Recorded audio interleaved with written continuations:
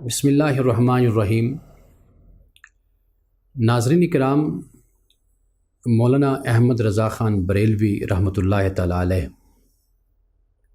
آپ کی چند کتابیں جو ہمارے ہاں بہت مشہور ہیں، ایک تو احکام شریعت ہے اور فتاوی افریقیہ اور فتاوی رضویہ۔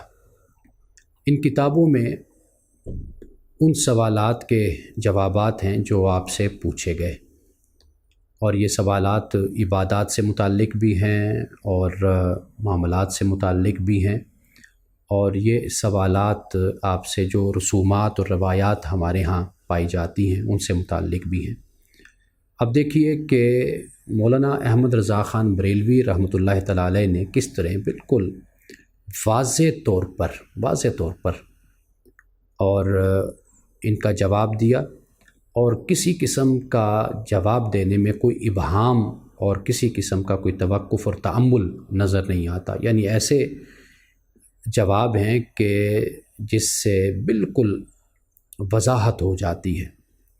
مثال کے طور پر ہمارے ہاں جو واعظین کہانیاں اور قصے اور افسانے بیان کرتے ہیں، ان قصوں اور افسانوں میں سے ایک قصہ یہ بھی بیان کیا جاتا ہے کہ آپ سے یہ پوچھا جاتا ہے مولانا احمد رضا خان بریلوی صاحب سے کہ ایک واعظ صاحب نے یہ بیان کیا کہ ایک مرتبہ رسول اللہ صلی اللہ علیہ وسلم نے حضرت جبریل علیہ السلام سے دریافت کیا کہ تم وحی کہاں سے اور کس طرح لاتے ہو؟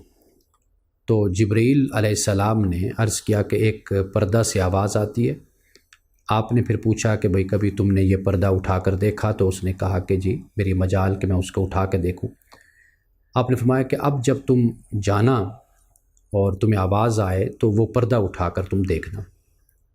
اب یہ روایت ہے جو واعظین، اور ممکن ہے کہ یہ واقعہ اور یہ روایت مولانا احمد رضا خان بریلوی رحمۃ اللہ تعالی علیہ کے زمانے میں زیادہ بیان کی جاتی ہو، اور اس لیے آپ سے یہ پوچھا بھی گیا۔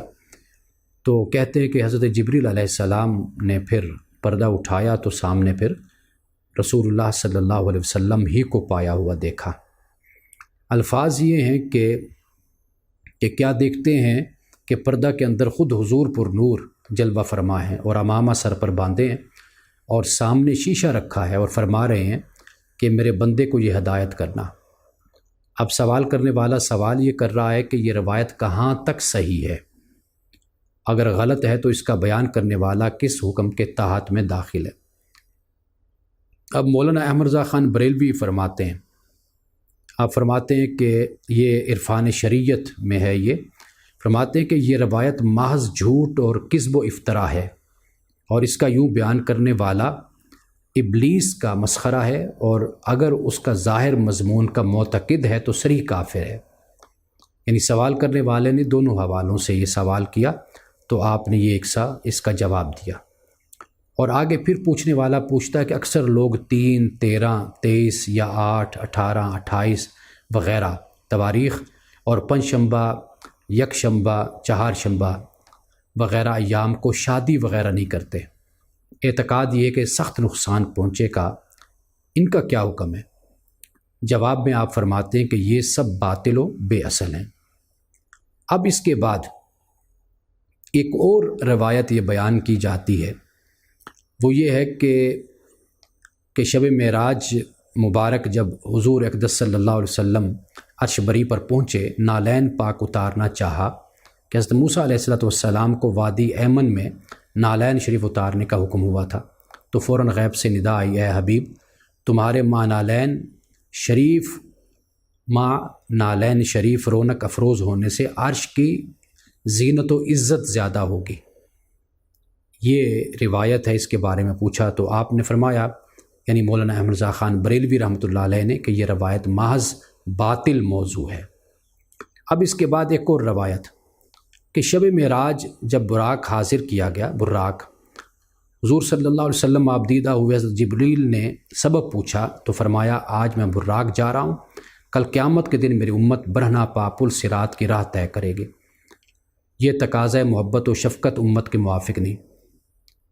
ارشاد باری ہوا یوں ہے کہ ایک ایک براق بروز محشر تمہارے ہر امتی کی قبر پر بھیجیں گے۔